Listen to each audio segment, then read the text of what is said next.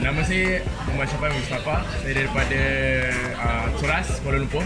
Saya dapat tahu benda asap sebab kita orang pernah dulu sekali buat event untuk birthday. And then kakak saya ajak pergi lokasi ni. Mula saya macam asap tu macam apa benda punya tempat. And then saya search dalam Google, memang tempat dia memang hipster, memang cantik. Saya suka tentang asap ni, dia punya lokasi sangat cantik. Lepas tu dia punya culture, dia punya lokasinya amat agak nyaman dan tidak crowded berbanding dengan kedai lain. Lepas tu dia punya makanan semua memang sedap, tak ada yang mengecewakan.